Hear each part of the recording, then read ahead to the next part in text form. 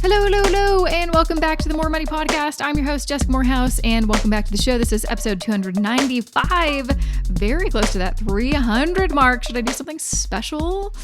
Like I could be like every basic bee on Instagram and get those gold balloons with the number, which I might because I'm basic, or I could do a cake, and I kind of like that because then at the end of it, you get cake. Like with balloons, you get your photo, and then you have these balloons. What are you going to do with those? Cake, you can eat it. Cupcakes. Maybe I could do a bunch of cupcakes in the shape of 300. We're going to see. We're going to figure it out. I've got a few more episodes to figure that out. But anyways, I clearly forgot what I'm doing. Hi, hello, welcome to this episode. I've got an amazing guest for you for this episode, Jennifer Turliuk. She's an entrepreneur, writer, and speaker. She's also the CEO of MakerKids, which started the first and largest makerspace for kids in the world and now runs award-winning virtual programs, camps, and parties on coding, robotics, and Minecraft that help kids build confidence, resilience, social skills, and a positive relationship with technology. But not only that, she is an author, and she's on the show to talk about her new book called How to Figure Out What to Do with Your Life Next, which Deepak Chopra called a brilliant instruction manual. And honestly, I loved reading this book. It's something I wish existed when I was starting out and trying to figure out what the heck I'm going to do with my life in my 20s. Heck, I'm 35 and still trying to figure that out. I feel like you'll never really know the answer. I think it's just like life is just a windy, twisty road with, and you don't have a map and you're just figuring out as best as you can. But at least now she has a book that really does kind of answer some really important questions, but also gives you some great actionable things to do, things that I, made a lot of mistakes along the way, that if you read her book and also listen to this podcast, then hopefully you can avoid some costly mistakes. But she has a very interesting story which she shares in this episode just about how, she did, like lots of us did, the normal life checklist that we're told by our parents to, go to school and get a good job and then, be able to buy a place and all that stuff. She did all that and she wasn't happy. I mean, that's literally my life to a T. I did all of those things, was not happy until I did something totally outside of my comfort zone, which was, number one, start this podcast, and then eventually quit my job and run my own company, which I've been doing for almost 5 years now. So it's an interesting, we have a really great, interesting conversation just about expectations and kind of going against those expectations, whether it's our parents or society, and how to build a life that is meaningful for us, that we want, and how to do that at any age, not just in your 20s or 30s, but any age. It is never too late to change the direction of your life. So very excited to have her on the show. We have a really great conversation that I know you're going to get a lot of. And of course, I'm going to give away a copy of her book, which I'll share more information about at the end of this episode. Now, before I get to that interview with Jennifer, just want to remind you that, hey, I'm going to be sponsoring this episode of the More Money Podcast and let you know a little bit about my investing course, Wealth Building Blueprint for Canadians. So this is an online course that is specific for Canadians who want to learn about investing, but specifically investing in a passive way, which I talk about on the podcast all the time. That's how I personally invest. It's all about getting rich slowly, long-term investing, not speculation or gambling, but how to invest in a diversified portfolio of low-cost index ETFs so that you can build wealth over time and, retire one day or achieve some of your other investment goals. So if you want to find more information about it, you can go to jessicamorehouse.com/WBB or just check out the show notes for this episode, jessicamorehouse.com/295. There is an application process. And then if you're approved, then you have a special call with me. Yeah, you actually get to call with me, which is really cool. So I can share more about the course and see if it's the right fit for you. But take a look at some of the testimonials. Actually, since I have you here, let me share one with you. Okay, so this is a testimonial from a student, Samantha from Bedford, Nova Scotia. She says, I started this course because I want to learn how to invest my money in order to plan for my future. This course has done that and so much more. Jessica starts by building your knowledge foundation on the world of investments and slowly brings towards action items that have helped me so much to understand how and where to grow my investments depending on my goal and timeline. I am so grateful I found Jessica and can't wait to see where my investments are in 1 year and 10 years. And there's a ton of other more, testimonials on that landing page, jessicamorehouse.com/WBB. And there's so many great parts of the course, not just all the curriculum, but there's a private Facebook group. There's tons of worksheets and spreadsheets and tools to help you, actually activate what you learned. There's lots of mini lessons and video tutorials, an exclusive expert interview series with some of the top investment professionals from, places like Tangerine and Wealthsimple and Questrade and BMO ETFs. You also get lifetime access, and one of the best features of this course that I don't know if you'll be able to find in many other courses is I do a bi-weekly Q&A call over Zoom, and you have lifetime access, so you'll always have access to these calls. This is a way where you can get direct feedback from me, ask your questions live, and just feel more confident and feel more like we're all in this together as community, learning this stuff, applying this stuff, so ultimately we can all build our wealth. Anyways, that is my little spiel about my online course. Let's now get to that interview with Jennifer. Welcome to the More Money Podcast, Jennifer. I'm so excited to have you on the show, especially with the book that you have out now, How to Figure Out What to Do with Your Life Next. It is honestly a book I think probably part of the inspiration was your own journey, and I think we have very similar timelines being millennials, but I sure wish this book existed, 5-6 years ago for me personally, but then also right out of university. It would have been a big help. Oh, thanks so much. Thanks for having me on the show. You are so welcome. So, really, honestly, I do mean that, because honestly, when I finished university, had no idea what I was doing with my life. I was so ill prepared, like I'm sure most post grads. And I really literally was Googling how to be an adult or how to figure out what to do with my life to no avail. There was no books available. So I'm glad there's your book out now. But I think it's so important now too, especially during this time, during the pandemic. And you see so many articles of people talking about making huge career changes, especially since a lot of people have gotten used to working from home and they really like it.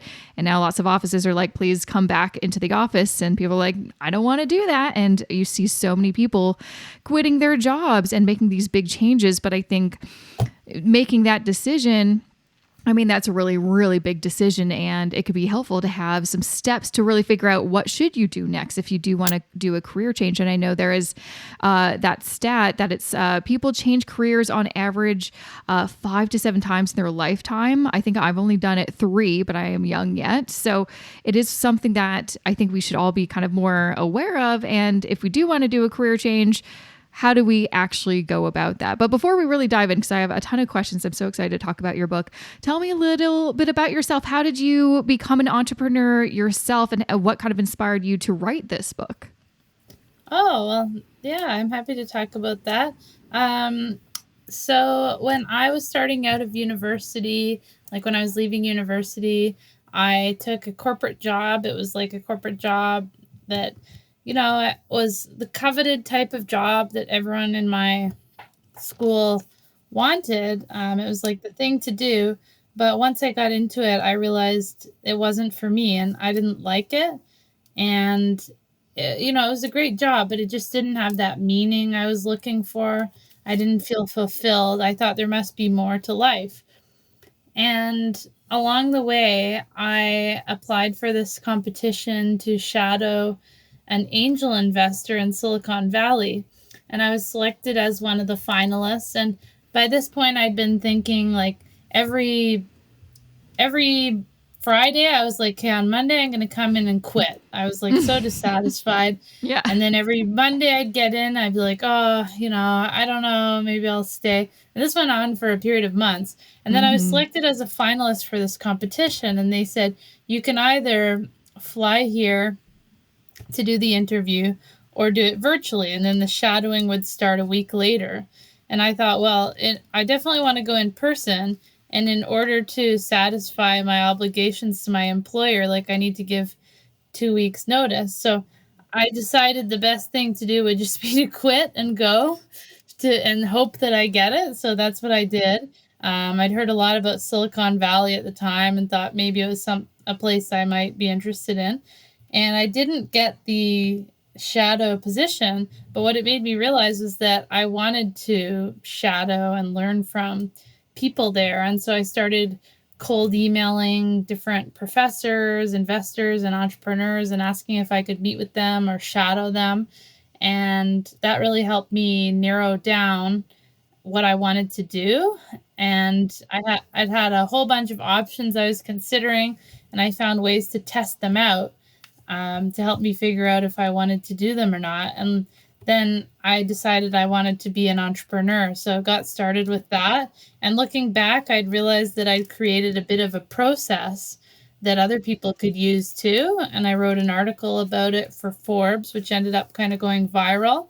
And then a lot of people, like hundreds of people, were emailing me asking for more information. So I decided to provide that in the form of a book. Yeah, clearly you hit some sort of pain point or something. They're like, oh my gosh, I can relate to that. But let me just get this straight. So you quit your job to interview for this thing that you ultimately didn't get, but then you're just like, well, let's just kind of make some lemonade out of these lemons and just do my own thing. Like, that's pretty ballsy. That's a big risk you took in my books. That's pretty great. Oh, thanks. Well, yeah, I wasn't sure if I was going to get it. And I was just thinking like, okay, if I do get it and then they'd want me to start the shadowing a week later, then I'd have to break my commitment. I was supposed to give 2 weeks notice for my job. And I thought I don't want to break my commitment. And I'd been wanting to quit anyway. So I thought, you know what, I'm just going to go for it. It wasn't like a paid shadowing experience, but I thought it just might open the door to learning more and meeting people. And in fact, even the interview process did.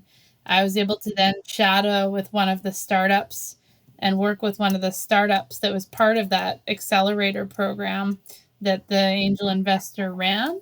And so, yeah, I mean, once I realized I didn't get it, I was kind of already out there in California, didn't have a job anymore. So I just figured out that I thought it would be really good to learn more from folks like that. And that might help me narrow down what I wanted to do.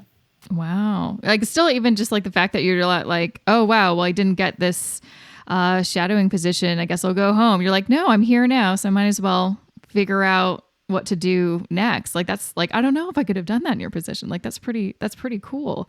And I think it makes sense that you became an entrepreneur because it's like you had clearly some sort of like, you were okay taking kind of some risk, but also just like trying new things and just kind of, I guess, not living your life within the kind of checklist that we all have, that we were kind of told by your parents. And you even talk about that in your book. It's like, don't listen to your parents because we all do. And then does it really, I know so many people, myself included, and, God bless our parents, they're great, but they're maybe not the best career advisors for our lives because things change. I'm curious, when you made that big decision, what did your family and friends think of it? Were they supportive or were they like, oh, I don't understand. Why would you leave such a great job? You have it all.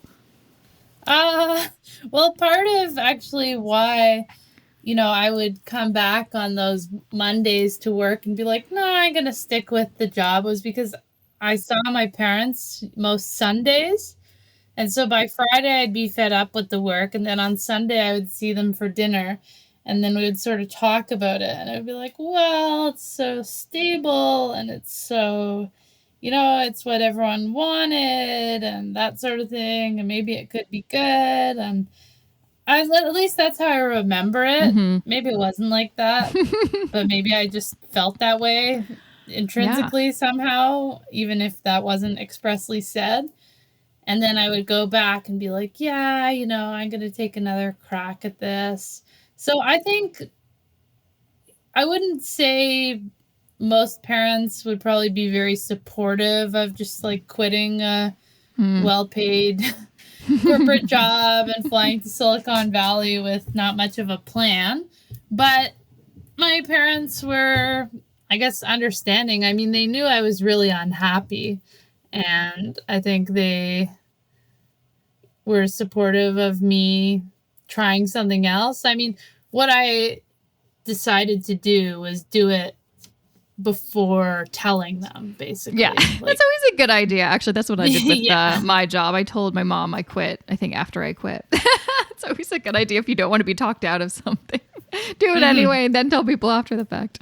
I think you actually, you mentioned something so relevant is I think a lot of us, because and why I really appreciate you talk about in the book is the fact that most of us hate our jobs or day jobs. And I think a lot of it is because we just haven't found that thing or that, few things that we really like to do.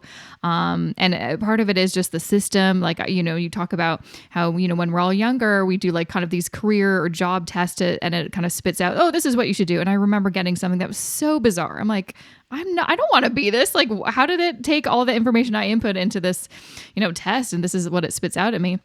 And some people do kind of run with it like, oh, I'm supposed to be a lawyer, so I guess I'll be a lawyer. And then they become a lawyer. They're like, I hate being a lawyer. I know so many people who've actually done that. Spent tons of money on law school or whatever it is and realize it's not for them. But I think because a lot of us have these kind of, expectations from maybe family and friends, and we think that we're doing what we're supposed to do, but then also that we complain about the job, but then we kind of, hear from our family and friends, oh, but it seems like it's a good job. There's all these good points about it. And then they, you talk yourself into staying. And that's why we ultimately, I think, stay at these jobs for longer than we really want to. I mean, I know so many people, and I'm sure you do too, that talk about, oh, I hate my job. And they're like, well, why don't you find something else? They're like, yeah, well, the pay is good and it has a pension. So they stick around. And it's like you kind of talk about in the book, and which I think is like the overall message, which I really appreciate, is life is too short to work a job that you hate. We all understand we have needs,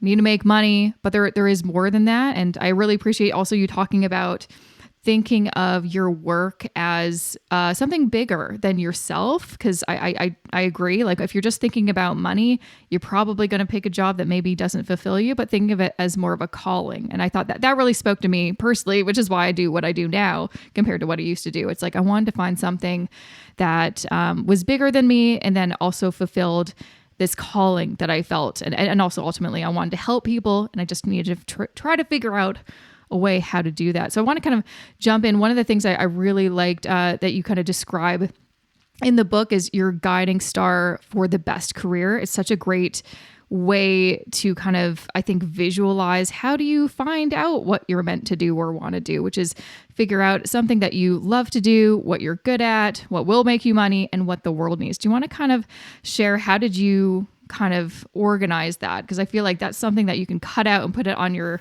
wall to look at daily if you're in the kind of process of trying to figure out what do I want to do next. Yeah, definitely. It's a concept I first learned about from a great book called The Startup of You by Reid Hoffman and Ben Casnocha. And it's actually been since expanded on to the concept of, well, I'm not sure which one came first, but there's a related concept called Ikigai, a Japanese term that's a similar diagram, but also has intersections between each of those different areas too. And so, yeah, I heard about that and I thought, oh, wow, why hasn't anyone mentioned this before? Yeah. Why don't we learn this in school? You learn so much about often how to get a job, but not how to pick which one. And I think so much of what you said just now resonated with me because I think this process helps. For example, if you are thinking about becoming a lawyer, instead of just investing like 3 years of time and money into becoming a lawyer, and then afterwards on your first day realizing, oh shoot, I don't know if this is for me.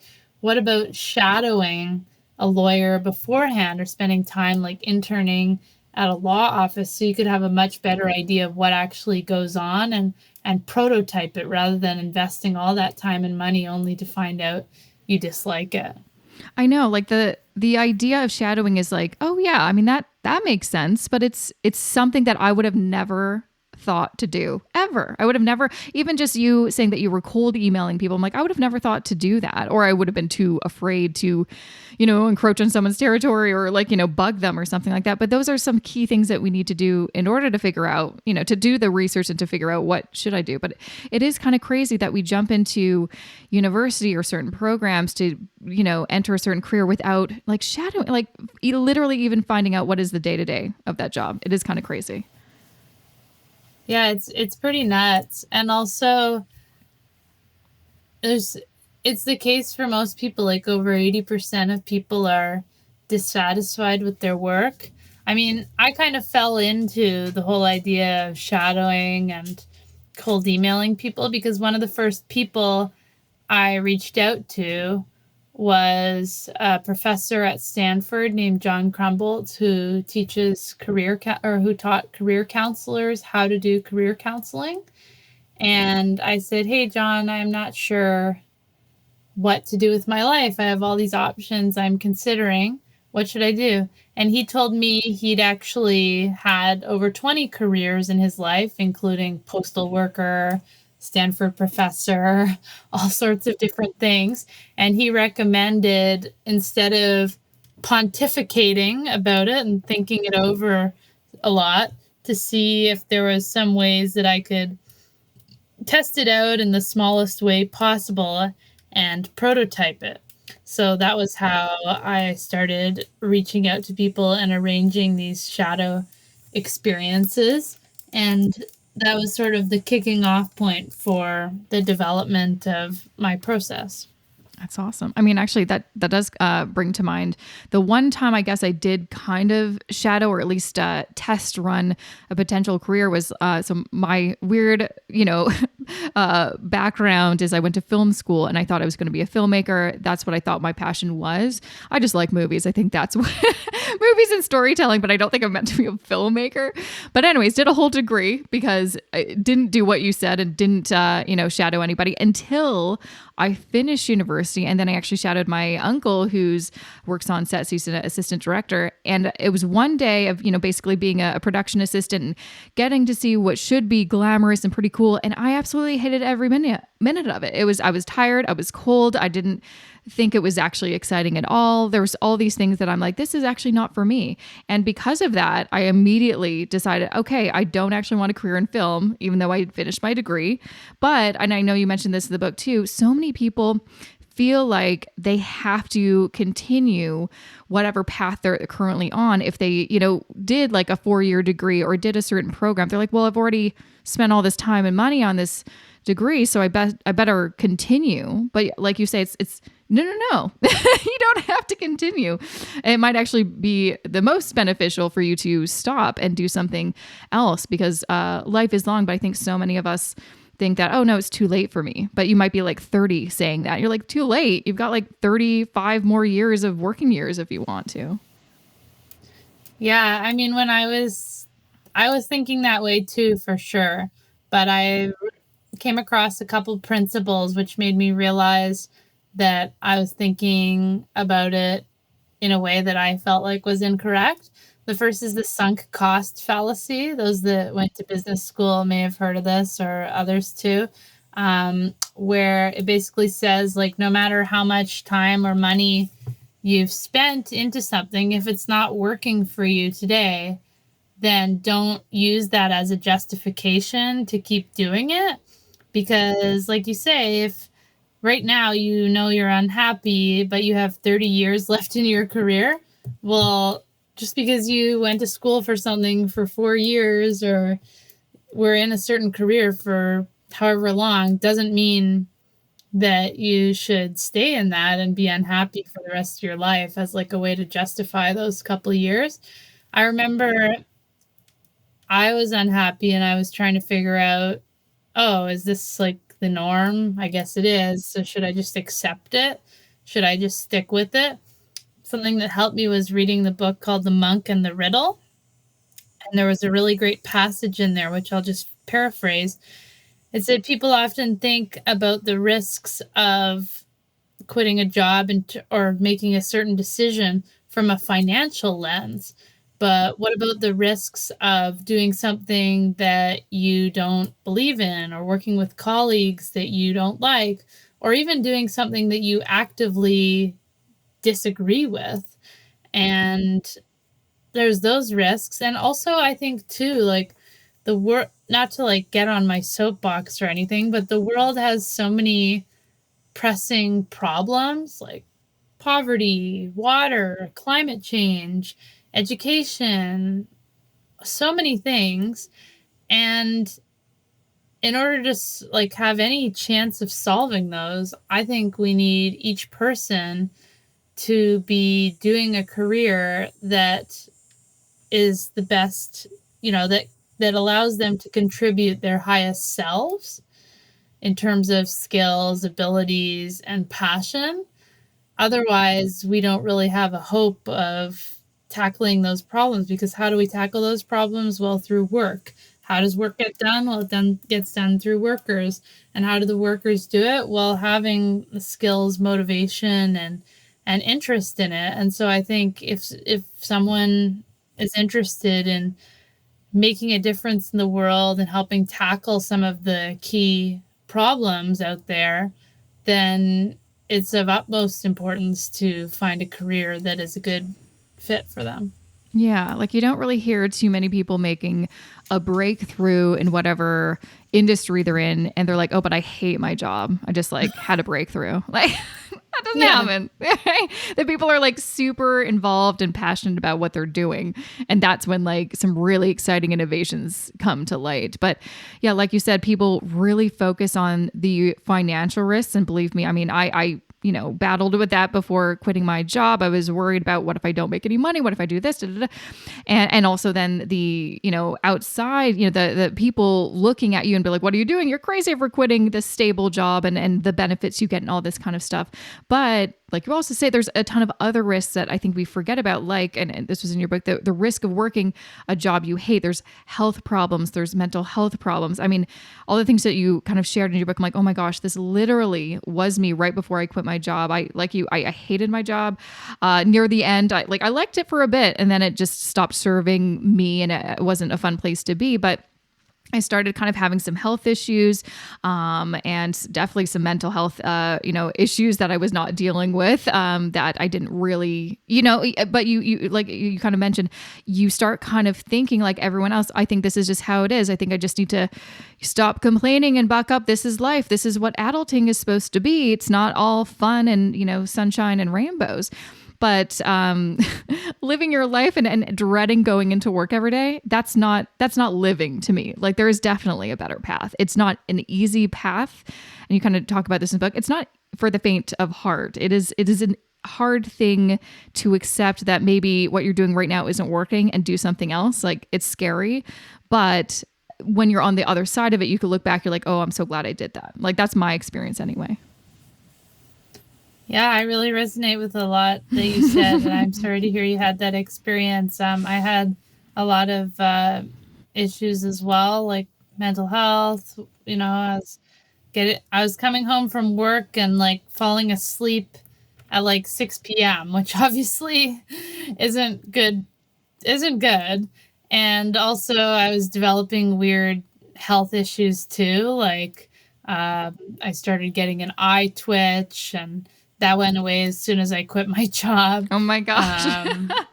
Lots of different random things like that. And yeah, those things aren't good. So it's really good to be able to find something that you like, so that you can ideally avoid those things. Mm-hmm. So let's kind of talk about, some of the kind of more actionable things. When you're at the point where you're like, all right, I'm ready to make that big change in my life. I'm okay doing that. It's a bit scary, but I know it'll be worth it in the end.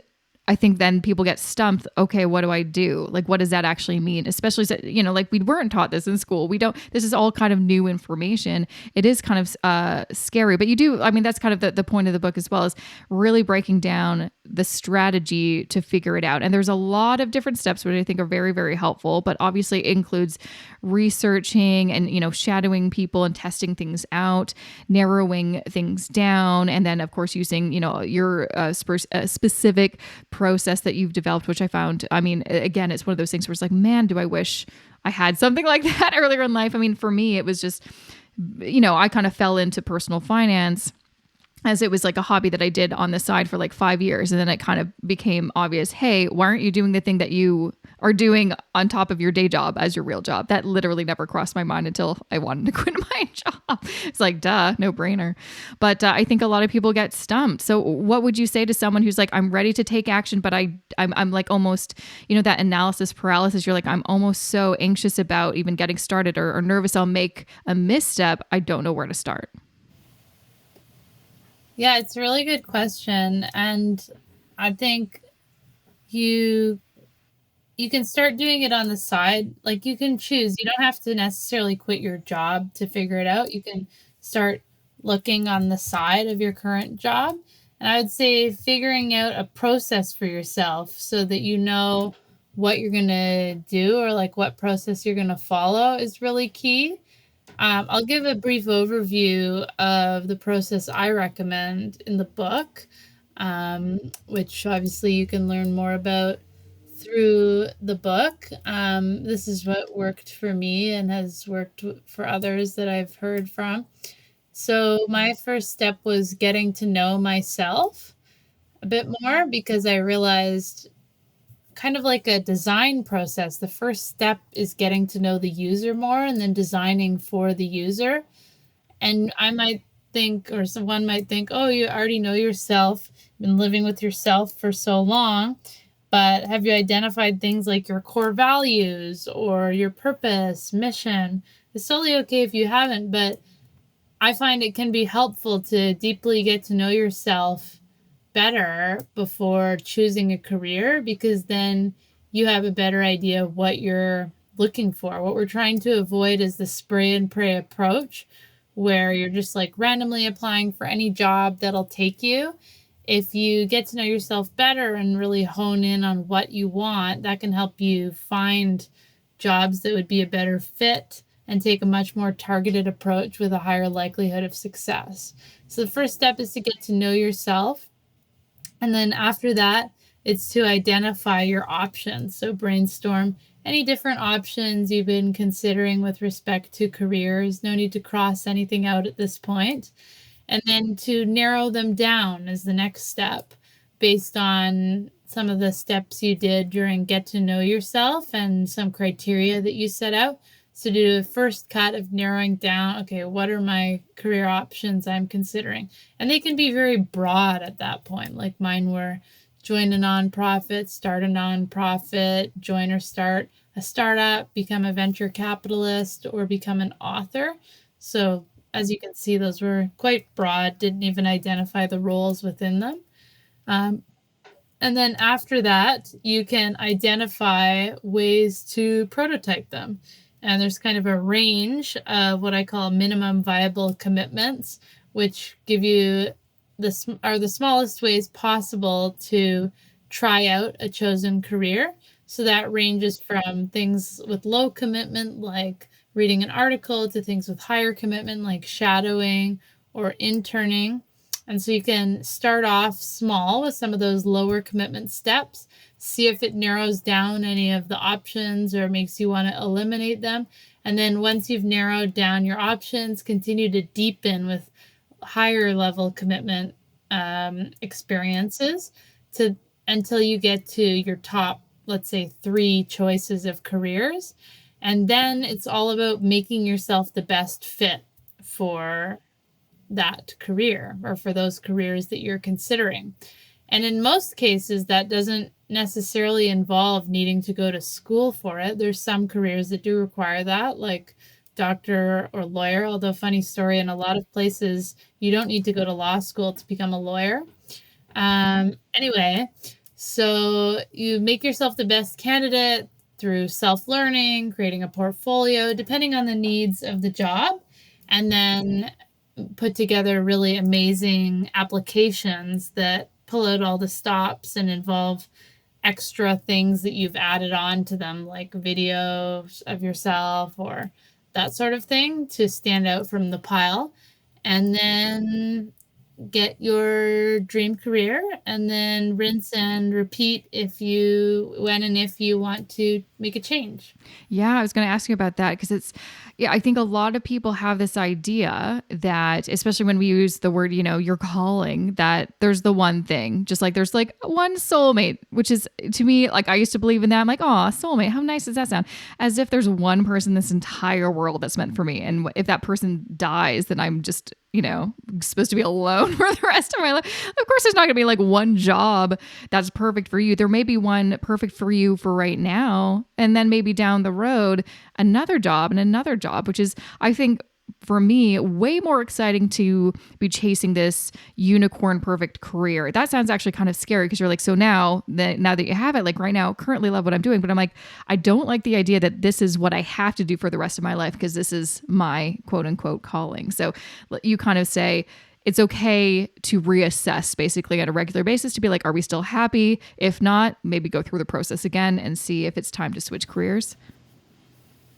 Yeah, exactly.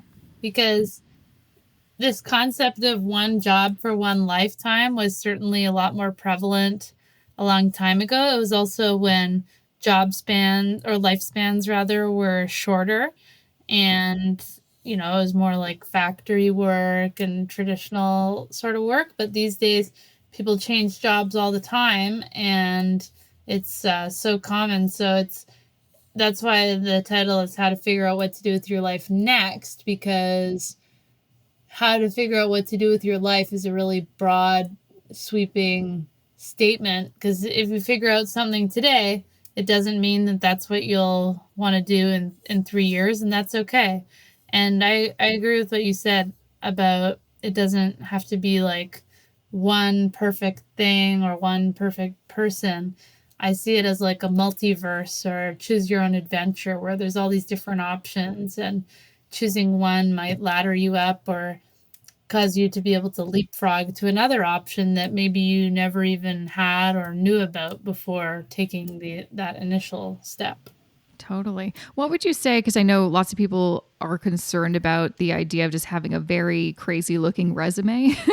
If you are like, as millennials, we're always kind of, I guess, condemned a little bit for being job hoppers, quote unquote. But I think a lot of us, we were told like, make sure to stick at I remember, and you put this in your book, stick at your job for at least 2 years. Otherwise it looks like you're flighty and not, reliable.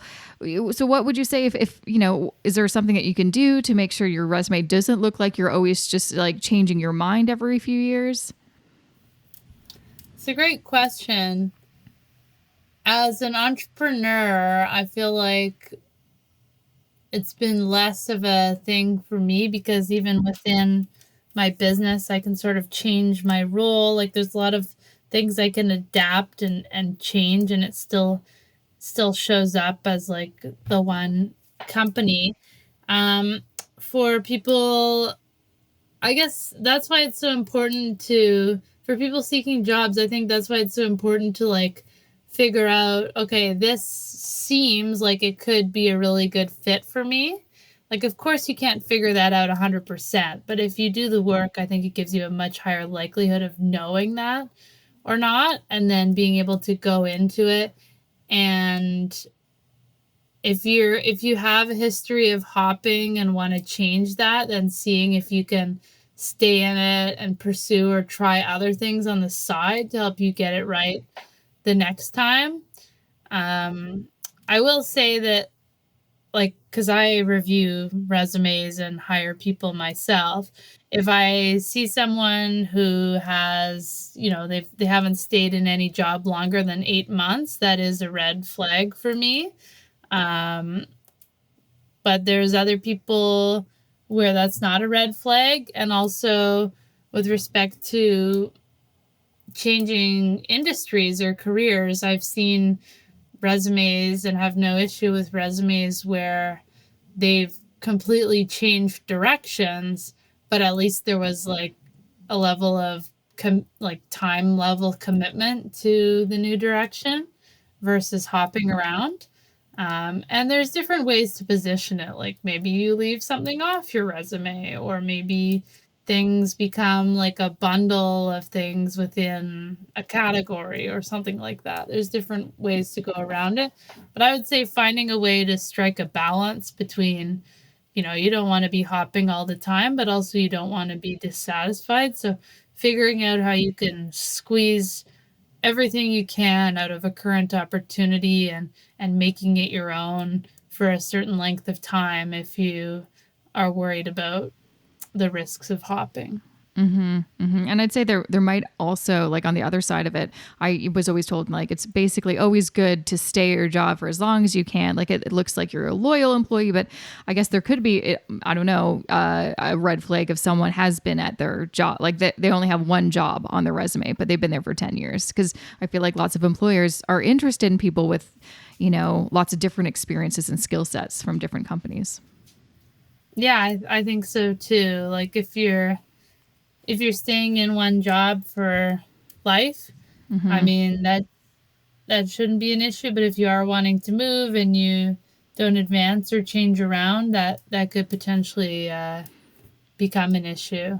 So I'm curious because, you've gone through such an interesting journey, and now you know so much, and now you talk about, how to make these big career and life changes. Is there anything that you wish you knew when you were, say, in university and kind of making plans for what you thought your kind of adult years would be? Is there anything that you wish you knew or wish you could tell yourself?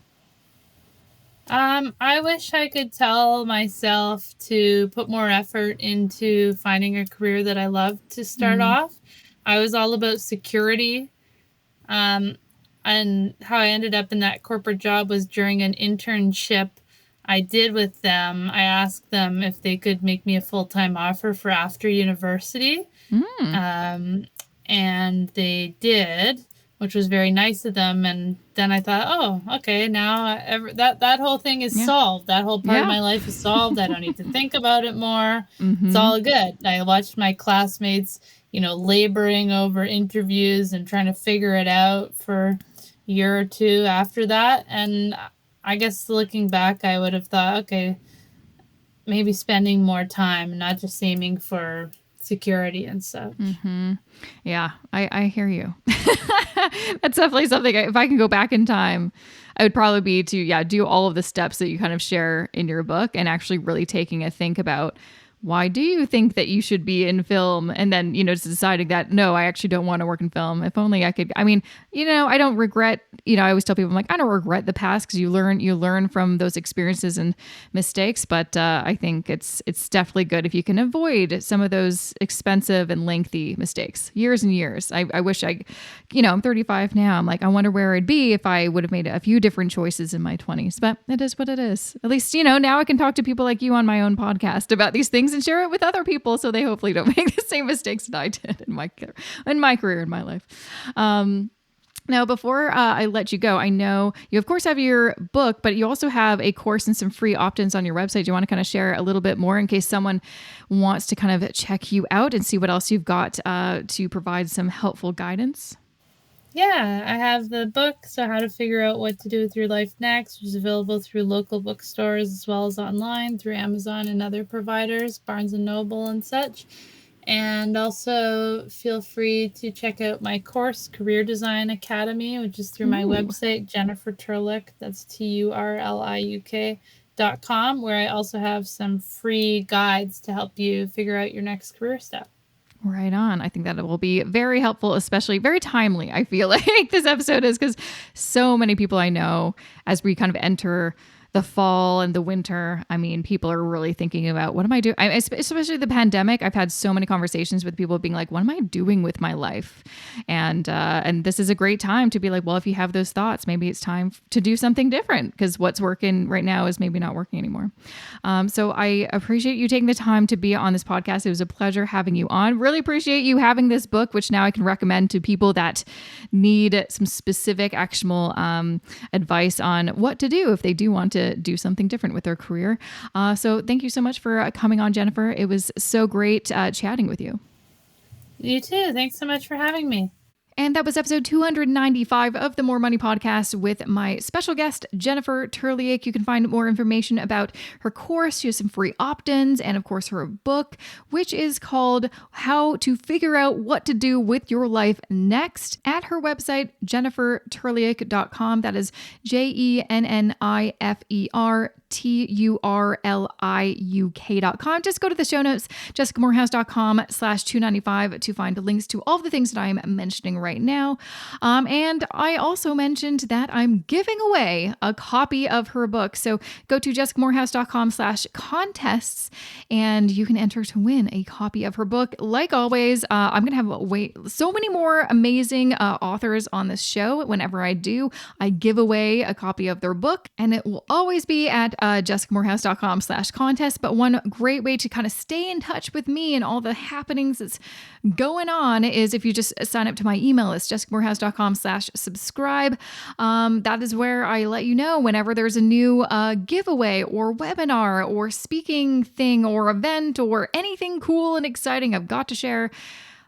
I'll let you know if you're on my email list. So just a few things I want to share before I let you go.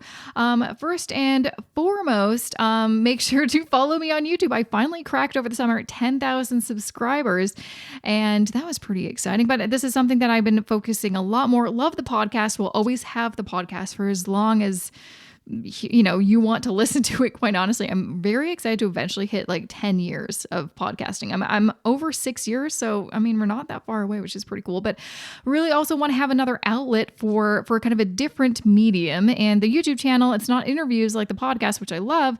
It is something different. It is me talking to you directly, sharing some of my best, financial tips and guidance and information. So you can find that at jessicamorehouse.com/YouTube, or just go to YouTube, Google Jessica Morehouse, you'll find me there. You can also find me on Instagram, where I have been playing around with Reels, which is kind of, that's totally my style. I was never good at taking photos. I still don't know what I'm doing with that, but Reels, that makes sense to me. It's like video, and that's I can do that. I can jive with that. So you can follow me on Instagram at Jessica I. Morehouse, and follow me and see all the ridiculous reels that I've been doing, because I think I'm funny. I don't know if I am, but we're just trying it out. We're just seeing what's going on. And lastly, just to remind you, I do have my Wealth Building Blueprint for Canadians course. So if you're interested in learning investing for Canadians in a passive way, like how to use a robo-advisor or how to build your own DIY ETF portfolio, how to understand all of the jargon that sometimes we talk about on this podcast, this is the course for you. You can learn more and apply and read testimonials and see what the course outline is at jessicamorehouse.com/WBB, or just go to the show notes for this episode, or even on my homepage, jessicamorehouse.com. Just the show notes for this episode is jessicamorehouse.com/295. If you want to go to the show notes of any episode ever, you can either just go to jessicamorehouse.com/podcast or jessicamorehouse.com/the episode. Oh my gosh. I feel like I was talking a million miles per hour. I'm sorry. I'm just excited. I'm just excited, guys. So anyways, that is it for me. So anyways, thanks again for listening, and a big shout out to my podcast editor, Matt Rideout. I will see you back here next Wednesday with a fresh new episode of the More Money Podcast.